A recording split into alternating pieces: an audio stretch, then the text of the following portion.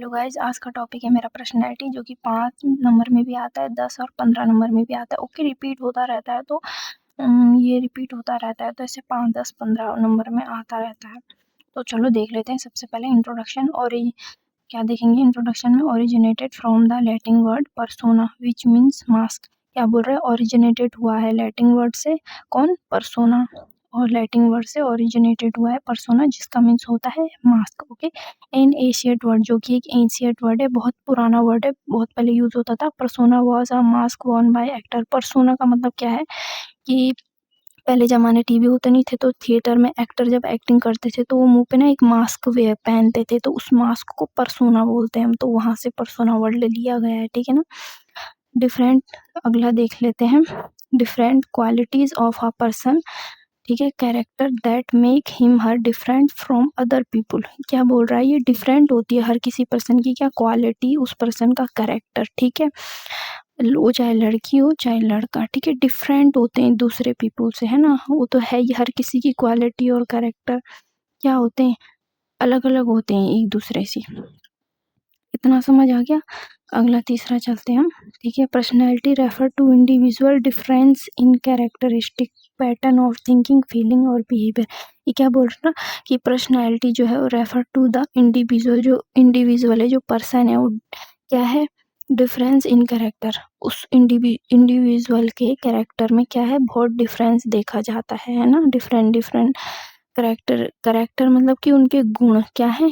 Different होते हैं बहुत, उनका पैटर्न होता है, डिफरेंट डिफरेंट कैरेक्टरिस्टिक होते हैं। पैटर्न हो गया जैसे थिंकिंग, है ना? अलग अलग, सब अलग अलग सोचते हैं, सब अलग अलग तरीके से अपनी फीलिंग एक्सप्रेस करते हैं, सबका बिहेवियर एक्सप्रेस करने का तरीका अलग होता है ना? तो ये इतना समझ आ गया गाइस कि इंडिविजुअल के डिफरेंट कैरेक्टरिस्टिक होते हैं, जैसे कि पैटर्न क्या क्या हो गए? थिंकिंग, सोचने का तरीका अलग है ना, फीलिंग एक्सप्रेस करने का तरीका अलग, और बिहेवियर क्या होता है? सबका अलग अलग होता है। अगला देख लेंगे गाइस हम डेफिनेशन। तो डेफिनेशन में आते हैं हम, डेफिनेशन में देखेंगे हम, personality is a total quality of individual. Personality क्या होती है? एक टोटल क्या है? क्वालिटी होती है, उसका गुण होता है इंडिविजुअल का, यानी कि पर्सन का, ठीक है। करेक्टर एज फिजिकल और मेंटल, इसमें उसका करेक्टर भी आता है, उसका गुण फिजिकल यानी कि उसकी फिजिकल करेक्टरिस्टिक, और उसके मेंटल यानी कि दिमाग से रिलेटेड, ठीक है। और क्या आता है इसमें आता है ट्रेट। ट्रेट का मतलब मैंने ब्रैकेट में बता रखा, trait means characteristic of individual, ठीक है, इंडिविजुअल का क्या? करेक्टरिस्टिक, ठीक है ना? और बिहेवियर, इमोशन, टेम्परामेंट। टेम्परामेंट मतलब बोलते हैं ना इसका ये थोड़ा, इसका टेम्परामेंट अलग है, ये गुस्से वाला है, अलग अलग टेम्परामेंट के लोग होते हैं। उसके बाद आता है एंड फिलॉसफी ऑफ लाइफ, जो फिलॉसफी होती है, एक पूरी लाइफ की चेन होती है, that is unique in each individual. ये सब मिला के क्या, ये सब के सब क्या होते हैं? यूनिक होते हैं हर एक इंडिविजुअल में, ठीक है। तो गाइस आपको ये डेफिनेशन समझ आ गई होगी कि पर्सनैलिटी क्या होती है? एक टोटल क्वालिटी होती है एक पर्सन की, ठीक है, गुण होता है जिसमें हमारा करेक्टरिस्टिक आता है, फिजिकल, मेंटल और ट्रेड भी आता है, जिसका मतलब होता है करेक्टरिस्टिक ऑफ इंडिविजुअल। और इसके अंदर आता है behaviour, emotion, temperament and philosophy of life. ये सारे जो होते हैं ये क्या होते हैं? That is unique in each individual. ये सब यूनिक होते हैं, अपने में यूनिक होते हैं, सबके अलग अलग होते हैं क्या? ईच इंडिविजुअल, हर एक इंडिविजुअल में क्या होते हैं? अलग होते हैं। उसके बाद हम देख लेंगे type of personality. Guys type और पर्सनैलिटी मतलब कि देखो, हर किसी ने अपने हिसाब से पर्सनैलिटी को जो क्या है डिस्क्राइब किया है, जैसे कि अकॉर्डिंग टू हिप्पोक्रेट्स ने अपने तरीके से दे रखा है क्लासिफिकेशन पर्सनैलिटी की, सेल्डन क्लासिफिकेशन, डॉक्टर जॉन, तो ऐसे हर किसी ने अपने तरीके से दे रखी। गाइस अगर क्वेश्चन में पर्टिकुलर किसी एक का नाम दे रखा होगा कि सेल्डन क्लासिफिकेशन समझाओ या फिर साइको एनालिटिक थ्योरी समझाओ, तो आपको सिर्फ इन्हीं का ही समझाना है। पर अगर पर्टिकुलर नाम दे के नहीं बोल रखा, सिर्फ बोल रखा टाइप ऑफ पर्सनैलिटी, तो हर किसी ने क्या है पर्सनैलिटी जो है अपने तरीके से क्लासिफाइड की है, तो आपको क्या होगा? इन सब के बारे में बताना पड़ेगा। और क्या करेंगे? ज़्यादा नंबर में आ रखा है तो ये सब आपको वहाँ लिखने पड़ेंगे, और इनके अंदर थोड़ा थोड़ा क्या है लिखना पड़ेगा, ठीक है ना गाइस? तो सबसे पहले हम देखेंगे according to Hippocrates. Okay, guys according to Hippocrates ने डिस्क्राइब की है कि 4 टाइप की होती है पर्सनैलिटी, ओके। और इसमें बस इतना बता रखा है कि इंडिविजुअल को टेम्परामेंट, इंडिविजुअल जो आदमी का टेम्परामेंट होता है ना ह्यूमन बीइंग का, वो क्या है, अलग अलग होता है, ठीक है। तो हिप्पोक्रेट्स के अकॉर्डिंग 4 टाइप की होती हैं, तो देख लेते हैं। सबसे पहले हिप्पोक्रेट्स की क्लासिफिकेशन में सबसे पहला है, क्या है, कॉलेरिक टाइप। कॉलेरिक टाइप कैसा होता है, ये कैसी पर्सनैलिटी के लोग होते हैं, ये बहुत ज़्यादा एक्टिव होते हैं। एक्टिव मतलब हर काम में एक्टिव होते हैं, हर चीज़ में एक्टिव होते हैं। बट ये कैसे होते हैं, इरिटेबल होते हैं। कुछ भी बोलो तो एकदम पे क्या होते हैं, चिढ़ जाते हैं, इरिटेट हो जाते हैं। इमोशनली वीक, पर ये अंदर से क्या होते हैं, इमोशनली बहुत ज़्यादा वीक होते हैं। बॉडीली स्ट्रॉन्ग होते हैं। बॉडी कैसी होती है इनकी, स्ट्रॉन्ग होते हैं। हॉट टेम्पर के होते हैं। जैसे कि किसी ने कुछ बोल दिया तो एकदम पे गुस्सा आ जाता है, ठीक है ना। तो होते हैं ना गाइस, कुछ लोग ऐसे होते हैं कि बहुत ज़्यादा एक्टिव होते हैं, बट क्या होते हैं, इरिटेबल भी होते हैं। इमोशनली वीक होते हैं। बॉडीली क्या होते हैं, बहुत ज़्यादा मजबूत, स्ट्रॉन्ग और हॉट टेम्परामेंट, गुस्से वाले। तो ये हो गया कॉलेरिक टाइप। अब हम सेकंड देखेंगे, ठीक है, सैंग्विन टाइप। सैंग्विन टाइप में क्या देखते हैं हम, कि ये एनर्जेटिक होते हैं, बहुत ज़्यादा क्या होते हैं, इनमें एनर्जी होती है। क्या है, ऑप्टिमिस्टिक होते हैं, ठीक है ना, ऑप्टिमिस्टिक। और बॉडीली स्ट्रॉन्ग होते हैं। इनकी बॉडी कैसी होती है, बहुत ज़्यादा कैसे होते हैं, स्ट्रॉन्ग होते हैं। इमोशनली भी स्ट्रॉन्ग होते हैं। जबकि कॉलेरिक टाइप में क्या होता है, इमोशनली वीक होते हैं, ठीक है। तो सैंग्विन टाइप कैसे होते हैं, इमोशनली स्ट्रॉन्ग होते हैं, कॉन्फिडेंस होते हैं, इनका सेल्फ कॉन्फिडेंस बहुत स्ट्रॉन्ग होता है, बहुत कॉन्फिडेंट होते हैं ये लोग, ठीक है। तो दोबारा से देख लेते हैं, एनर्जिक होते हैं, ऑप्टिमाइजिक होते हैं, ठीक है। बॉडीली बहुत जो है बहुत ज़्यादा स्ट्रॉन्ग होते हैं, इमोशनली भी स्ट्रॉन्ग होते हैं, बहुत अच्छा होता है कॉन्फिडेंस, एनर्जेटिक होते हैं। ये हमारा सैंग्विन टाइप हो गया। अगला देखेंगे हम मेलनकोलिक। मेलनकोलिक हमारा तीसरा है, ठीक है। ये कैसे होते हैं, नो एनर्जी, इनमें कोई एनर्जी नहीं होती। मतलब कि होते हैं ना कुछ लोग, जो ऐसा लगता है इनमें ताकत ही नहीं बची, ये एकदम मतलब कि जैसे एनर्जी ही नहीं होगी, नो हैप्पीनेस, वो ना खुश नहीं रहते, ठीक है, डिप्रेस्ड रहते हैं, यानी कि सोचते रहते हैं कुछ ना कुछ, ऐसे अपने में खोए रहते हैं। इमोशनली कैसे होते हैं, एज वेल, इमोशनली तो वेल होते हैं, ठीक होते हैं। बट क्या होता है, ये बॉडीली वीक होते हैं। बॉडी कैसी होती है इनकी, वीक होती है। तो ये हमारा हो गया मेलनकोलिक। ओके गाइस, समझना है तो मेरी वीडियो आप दोबारा से रिपीट करके देख लेना। उसके बाद चौथा है फ्लैगमेटिक टाइप। फ्लैगमेटिक टाइप कैसे होते हैं, ठीक है, अनएक्सेप्टेबल होते हैं, ठीक है ना। कैसे होते हैं, अनएक्सेप्टेबल होते हैं, ठीक है। और क्या होते हैं ये, हैप्पी बट लेजी। खुश तो ये रहते हैं, पर बहुत ज़्यादा कैसे रहते हैं, आलसी टाइप के रहते हैं। और काल्म मतलब शांत रहते हैं ये, ठीक है ना। इमोशनली स्ट्रॉन्ग रहते हैं ये, इमोशनली भी ये बहुत ज़्यादा मजबूत रहते हैं, स्ट्रॉन्ग।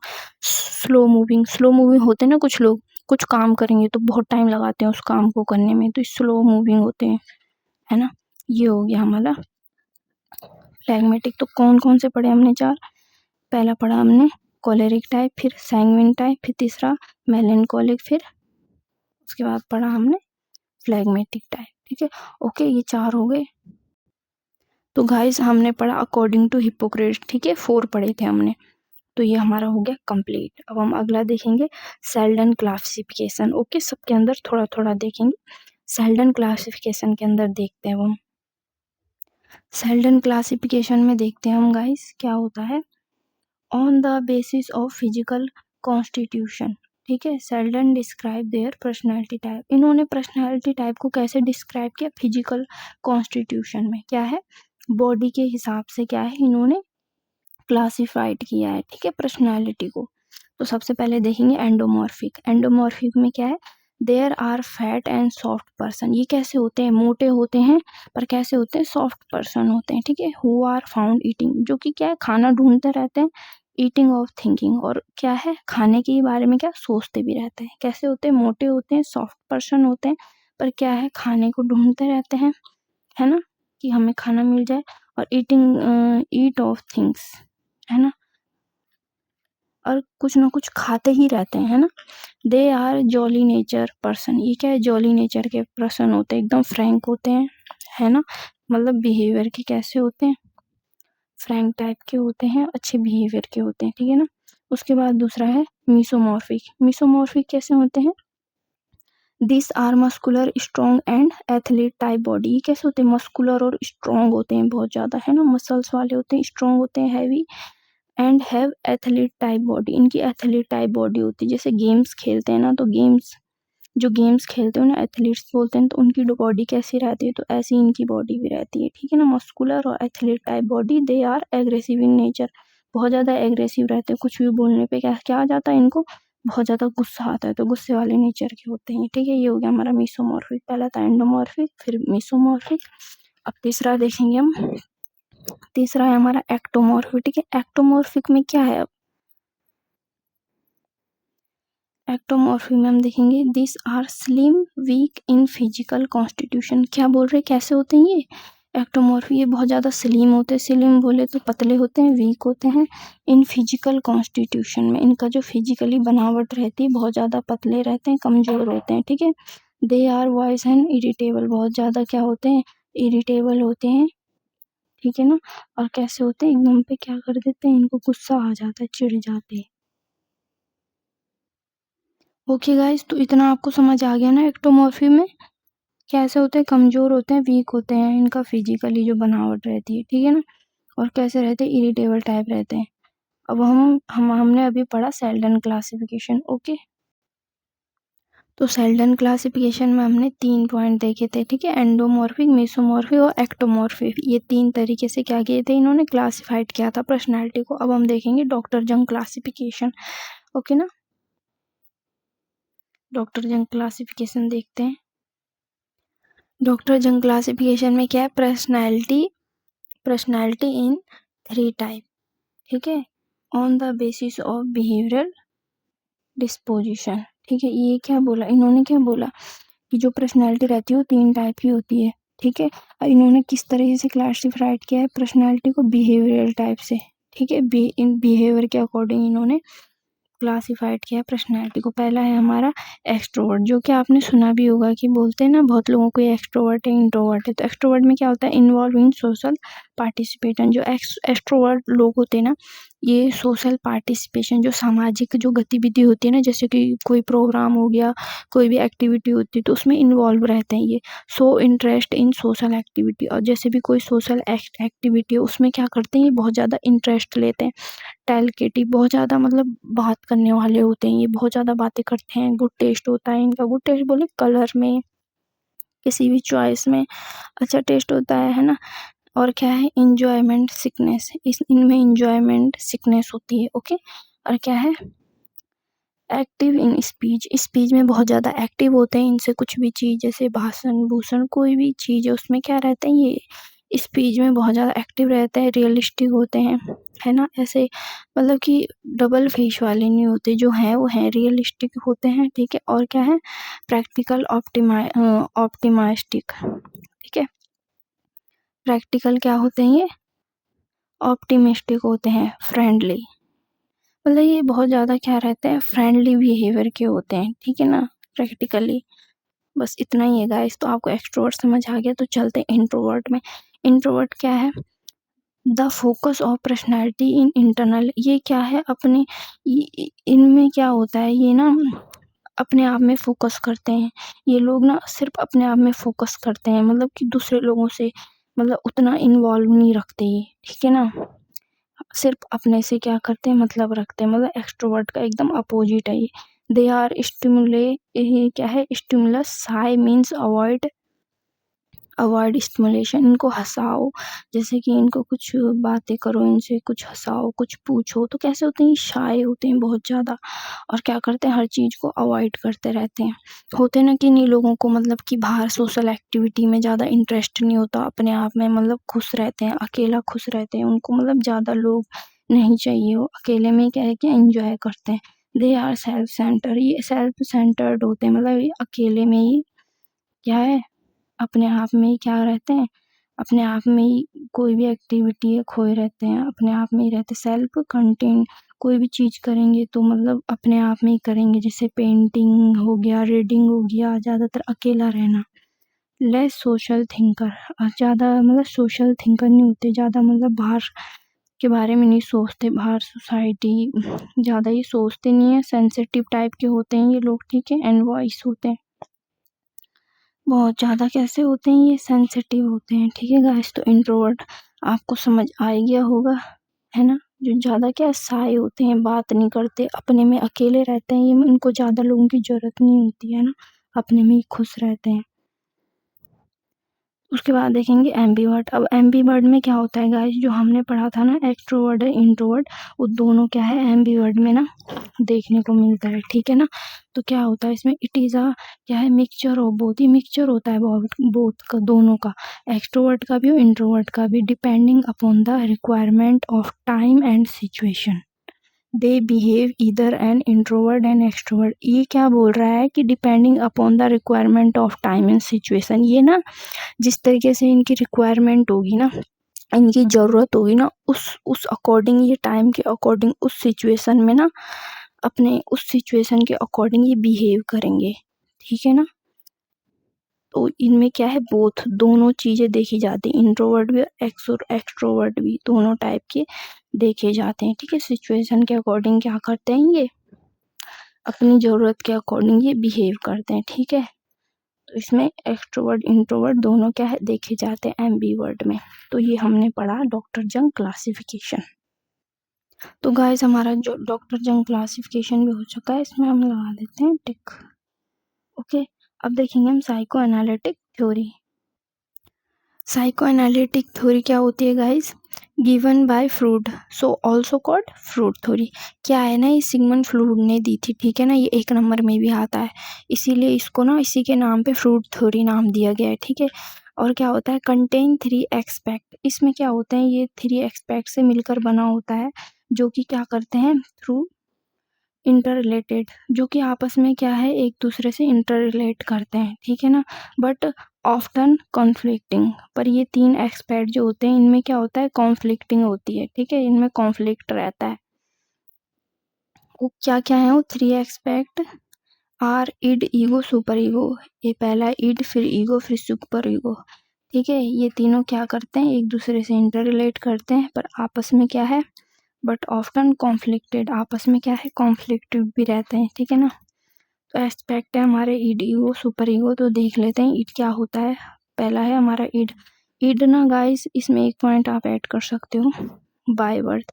ईड जो है बाय बर्थ क्या होता है, ईड जो है बाय बर्थ प्रेजेंट होता है, ठीक है ना। और सेटिस्फाई डिजायर, इसमें क्या होती है, सेटिस्फाई होनी चाहिए डिजायर। जैसे बच्चा है तो वो तब तक रोएगा जब तक उसे वो चीज़ मिल नहीं जाती, तब तक तो चुप नहीं होगा जब तक उसकी डिजायर क्या होगी, सेटिस्फाई नहीं होगी, ठीक है। तो ये हम में आप में सब में ईड जो है बाय बर्थ ही प्रेजेंट रहता है। दूसरा है fulfilling of desire is important, इसमें डिजायर का फुलफिल होना इम्पॉर्टेंट है। फिर उसके लिए चाहे गुड और इवल वे यूज, उसके लिए चाहे उसे क्या करनी पड़े, गुड वे यूज करनी पड़े, गुड वे यूज करनी पड़े, चाहे इवल वे यूज करनी पड़े, पर वो करेगा। उसके लिए इम्पोर्टेंट ये है कि उसकी क्या हो, डिजायर फुलफिल होनी चाहिए, ठीक है ना। और ये ना रियलिटी पे वर्क नहीं करता। इसमें लोग क्या सोचते हैं कि जैसे कि हो कोई सोचता है ना, मैं ये लूँगा, मैं वो लूँगा, ये मैं ये करूँगा, वो करूँगा, तो ये ऐसे होता है, ठीक है ना। तो क्या होता है, इसमें एक एग्ज़ाम्पल है, जैसे कि क्या होता है, छोटा बच्चा है तो वो क्या है, क्या करेगा, जिद करेगा। और ये क्या है, इसमें ज़्यादा इम्पोर्टेंट मैंने आपको बता दिया, डिज़ायर का फुलफिल होना इसमें क्या है, ज़्यादा इम्पोर्टेंट है। इसमें ये वो नहीं मायने नहीं रखता कि वो अच्छी गुड वे से अपनी डिज़ायर फुलफिल करता है या इवल वे से। उसके इसके ठीक अपोजिट क्या है, सुपर ईगो है। क्या है, ईड के एकदम अपोजिट क्या है, सुपर ईगो है। क्या है, सुपर ईगो में क्या है, अपोजिट ऑफ ईड। ईड के क्या है, ये एकदम अपोजिट है, जो जो हमने ईड में पढ़ा उसका एकदम अपोजिट क्या है, ईगो में, ठीक है। ये ना, ये लोग कैसे रहते हैं पर्सनालिटी में, ये मतलब जैसे साधु लोग नहीं रहते, सत्य मार्ग पे चलो, सच बोलो, है ना। तो इसमें डिज़ायर फुलफिल कैसे करेंगे वो, ये ना ये बोलेंगे हमें कुछ चाहिए नहीं तो हम अच्छी तरीके से मेहनत करके लेंगे, मतलब कि अच्छे रास्ते में चलना है, सच बोलना है, इस टाइप के पर्सन होते हैं। ये work on value and ethics, ये क्या करते हैं, रूल रेगुलेशन फॉलो करने वाले लोग होते हैं। ये वैल्यूज़ में बिलीव करते हैं, वैल्यूज़ में चलते हैं, एथिक्स पे वर्क करते हैं ये लोग, ठीक है ना। मतलब कि ये बोलते हैं कि अच्छे रास्ते में चलना है, बुरा काम नहीं करना, है ना। एकदम क्या होते हैं, इट के अपोजिट होते हैं। वहीं जो ईगो होता है, ईगो क्या करता है, जो हमने ईडर सुपर ईगो पढ़ा ना, इनके बीच में ना बैलेंस बनाता है, make balance between both id super ego, id और सुपर ईगो, ठीक है ना। क्या करता है, बैलेंस बनाता है ईड और सुपर ईगो के बीच में एक, ठीक है, वर्क ऑन रियलिटी, और ये ना रियलिटी में वर्क करता है, ठीक है ना, रियलिटी में। जैसे इड में पर्सन, ये जैसे इड में पर्सन सोचता है ना कि मेरे पास ये भी होगा, वो भी होगा, सो भी होगा, है ना, पर ईगो क्या है, ईगो रियलिटी में वो करता है बिलीव कि हाँ मेरे पास ये नहीं है तो नहीं है, ये रियलिटी में रहता है, ठीक है ना, रियलिटी पे वर्क करता है। तो हमारा साइको एनालिटिक थ्योरी हो गया गाइस। तो गाइस साइको एनालिटिक थ्योरी पे लगा देते, ठीक। अगला हम देखते हैं ट्रेड थ्योरी, ट्रेड थ्योरी, ठीक है ना। तो ट्रेड थ्योरी में क्या है, इसमें क्या आता है, some common traits are religious, social, economic, political etcetera. Trait theory में क्या आता है हमारा, सम कॉमन ट्रेड्स आते हैं। ट्रेड्स का मतलब मैंने बताया था, इंडिविजुअल के क्या होते हैं, डिफरेंट कैरेक्टरिस्टिक को हम ट्रेड बोलते हैं, ठीक है। तो trait are religious, social, economical and political etcetera, ठीक है। इसमें क्या टाइप ऑफ थ्योरी बताई गई है। तो टाइप ऑफ थ्योरी क्या है, टाइप ऑफ थ्योरी के अंदर आता है हमारा फिजिकल बिहेवियर और क्या है, साइकोलॉजिकल बिहेवियर, ठीक है। फिजिकल बिहेवियर के अंदर आता है हमारा, पहला आता है हमारा एंडोमॉर्फिक और दूसरा आता है मीसोमॉर्फिक। और साइकोलॉजिकल बिहेवियर के लिए के अंदर आता है हमारा पहला इंट्रोवर्ट और दूसरा आ गया हमारा एक्सट्रोवर्ट, ठीक है ना। गाइज मैंने जो ये फिजिकल बिहेवियर है इसके अंदर जो दो आते हैं ना, एंडोमॉर्फिक और मीसोमॉर्फिक, ये हम पहले भी पढ़ चुके हैं, सेम वही डेफिनेशन आपको इन दोनों के अंदर लिखनी है, ठीक है। और ऐसे हमारा जो साइकोलॉजिकल बिहेवियर है इसके अंदर जो आता है ना, इंट्रोवर्ट और एक्सट्रोवर्ट, तो यही इंट्रोवर्ट और एक्सट्रोवर्ट हम पढ़ चुके हैं, वही आपको इनके अंदर लिखना है। मैं दिखा देती हूँ। एंडोवर्ड और मीसोवर्ड हमने सेल्डन क्लासिफिकेशन के अंदर पढ़ा था, है ना। और साइकोलॉजिकल बिहेवियर, एक्सट्रोवर्ड और इंट्रोवर्ड हमने अभी किसके अंदर पढ़ा था गाइस, डॉक्टर जंग क्लासिफिकेशन के अंदर। तो मैं आपको दिखाती हूँ गाइस, सेल्डन थ्योरी के अंदर हमने एंडोमॉर्फिक और मीसोमॉर्फिक पढ़ा था ना, तो यही लिखना है, ठीक है ना। और डॉक्टर जंग क्लासिफिकेशन के अंदर हमने एक्सट्रोवर्ट और इंट्रोवर्ट जो पढ़ा था, सेम वही हमें क्या करना है, इसके इनके अंदर भी लिखना है, ठीक है ना गाइस। तो वही आएगा, इसलिए मैंने इनकी डेफिनेशन नहीं लिखी क्योंकि हम पहले पढ़ चुके हैं, तो वही आप इनके अंदर लिख देना। तो बस यही हमारा क्या हो गया, ये हमारा हो गया ट्रेड थ्योरी। ट्रेड थ्योरी हमारा हो चुका है, तो इसमें क्या लगा देंगे, हम टिक लगा देंगे। अब रहा हमारा एरिक एरिक्सन थ्योरी, ठीक है, तो देख लेते हैं। तो एरिक एरिक्सन थ्योरी क्या है गाइस, ये क्या है, जर्मन अमेरिकन साइकोलॉजिस्ट है। क्या है ये, जर्मन अमेरिकन साइकोलॉजिस्ट, याद रखना। फिर है, it include stage of developmental psycho social psychology. इसमें क्या इंक्लूड है, stage of development, stage of development psycho social psychology, ठीक है, साइको सोशल साइकोलॉजी आता है इसके अंदर।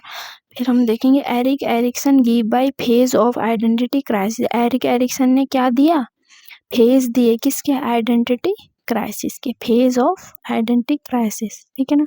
तो हम देख लेते हैं फेज ऑफ आइडेंटिटी क्राइसिस जो एरिक एरिक्सन ने दिए। इसकी कुछ स्टेज हैं जो कि 8 होती हैं पूरी।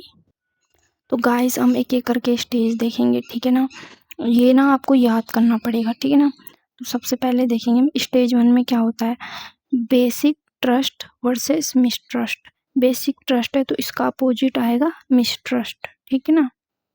बर्थ टू 18 मंथ तक ये रहता है, बर्थ टू 18 मंथ तक, ठीक है। Basic trust versus mistrust. अगला देखते हैं हम स्टेज 2। स्टेज टू में क्या है, autonomy versus same doubt. Autonomy का उल्टा क्या होगा, सेम एंड डाउट, ठीक है ना। उसके बाद स्टेज 3 में देखेंगे क्या है, इनिशिएटिव वर्सेस गिल्ट, ठीक है। इनिशिएटिव का उल्टा क्या होगा, गिल्ट। स्टेज 4 है इंडस्ट्री वर्सेस इंफीरियरिटी। इंडस्ट्री का उल्टा क्या, इंफीरियरिटी। फिर 5 देखेंगे हम, identity versus role confusion. Identity versus role confusion. Stage 6 में देखेंगे intimacy versus isolation. Intimacy versus isolation. फिर स्टेज 7 आ गया, क्या है, generativity versus stagnation, generativity versus stagnation. फिर स्टेज 8 लास्ट है हमारा, ego integrity versus despair. Ego integrity मतलब वर्सेस डिस्पायर, ठीक है ना। ईगो इंटीग्रिटी का मतलब होता है संतुष्टि, ठीक है, और डिस्पायर का मतलब होता है हताश हो जाना, निराश हो जाना, ओके ना गाइस। तो ये पूरे 8 स्टेज हैं आइडेंटिटी क्राइसिस जो फेज दिए थे एरिक एरिक्सन ने, पूरे 8 हैं, ठीक है ना। आगे चलते हैं guys. Erik Erikson psychosocial theory is phase of stage between birth and death. ये बोल रहा है कि जो एरिक एरिक्सन ने साइकोलॉजिकल थ्योरी दी थी, जो फेज थे उसके, ये क्या है, ये एक स्टेज है किसके बीच में, बर्थ से लेके डेथ के बीच की एक क्या है, स्टेज है, ठीक है ना। फिर हम देख लेते हैं Erik Erikson theory of psychological development, ठीक है ना। जो हमने यहाँ 8 स्टेजेस पढ़ी, अब हम इन 8 स्टेजेस के क्या देखेंगे, अंदर देखेंगे कि इनके अंदर कौन कौन सी एज के, और ये कब कब कौन कौन सी एज में होता है, ठीक है। तो देख लेते हैं। Individual interact the social environment so their development are good way. ये बोल रहा है कि जो इंडिविजुअल इंटरेक्ट करता है ना सोशल इन्वायरमेंट में, उसका डेवलपमेंट क्या है, एक अच्छी तरीके से होता है, गुड वे में होता है, ठीक है। It include 8 stage of psychological development. इसमें क्या है, 8 स्टेज है, किसमें, साइकोलॉजिकल डेवलपमेंट में इंक्लूड है 8 स्टेज। अब चलो हम देख लेते हैं, यहाँ पे लिखेंगे हम स्टेज, यहाँ पे डाल देंगे पूरे 8 point, step of psychological development, और इनके अंदर हम देखेंगे किस किस एज में होता है, ठीक है गाइस, ठीक है ना। तो मैंने ये शॉर्टकट में दिए हैं एयर वाइज, तो आप इनके अंदर थ्योरी करके भी लिख सकते हो। ट्रस्ट वर्सेस मिसट्रस्ट, तो आप लिख सकते हो कि it is the age of birth to 0 to 1 year, ठीक है। अब इनको याद रखने का मैं आपको एक फॉर्मूला बताती हूँ। कभी कभी होता है इनमें से आप कोई एक भूल जाओ, हो सकता है, तो इसके लिए मैंने एक फॉर्मूला बनाया, TAI4 = GE। तो टी देखेंगे हम, टी से क्या है, trust versus mistrust, first letter याद रहेगा तो आगे का आपको खुद ही याद आ जाएगा। फिर ए से क्या होगा, ऑटोनॉमी वर्सेस सेम डाउट। फिर उसके बाद I4 से क्या होगा, आई क्या है, 4 है, तो आई क्या है, 4, 1 2 3 4 है आई।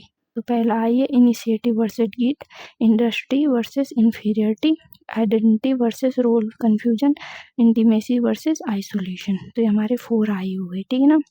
उसके बाद है = जी, तो जी से क्या है, जनरेटिविटी वर्सेस स्टेगनेशन, और लास्ट में क्या है फॉर्मूले में ई, तो ई से होगा ईगो इंटीग्रिटी वर्सेस डिस्पायर, ठीक है ना। तो ये फॉर्मूला भी याद रख लेना, बाय चांस आप भूल गए, वहाँ पे बहुत स्पीड में लिखना पड़ता है पेपर में, तो जल्दीबाजी में कभी होपलेस हो जाते हैं, तो कभी भूल गए गाइस, तो इस फॉर्मूले को याद रखना। इस फॉर्मूले से आप इन स्टेजों को भी याद रख सकते हो, ठीक है। ये स्टेजें जो है हमारी यहाँ पे, जिनके अंदर मैंने क्या बताया है कि जो ट्रस्ट वर्सेस मिसट्रस्ट है वो किस एज में होता है, ये बर्थ टू 0 to 1 ईयर के बीच में देखा जाता है, ठीक है।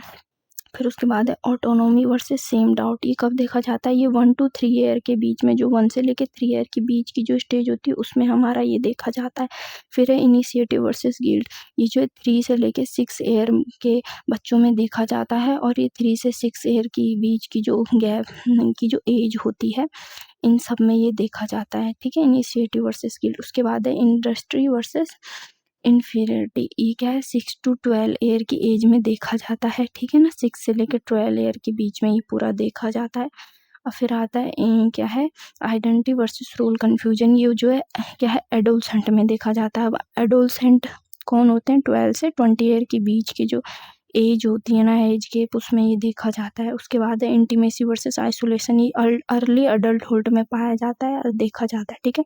जैसे कि 20 से लेके 45 ईयर के बीच में, 20 से लेके 45 ईयर के बीच में देखा जाता है ये, ठीक है। उसके बाद है जनरेटिव वर्सेस स्टेगनेशन, ये जो है मिडिल अडल्टहुड में देखा जाता है, जो कि 45 से 65 ईयर के बीच होते हैं ना, उनमें ये देखा जाता है।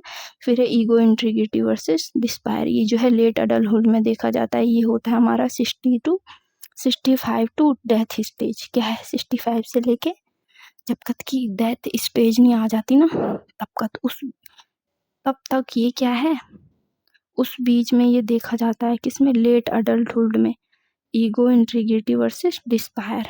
ओके गाइस, तो ये हमारा पढ़ा हमने क्या, ये पढ़ा हमने एरिक एरिक्सन का क्या, क्लासिफिकेशन। ओके गाइस, तो ये हमारा लास्ट था।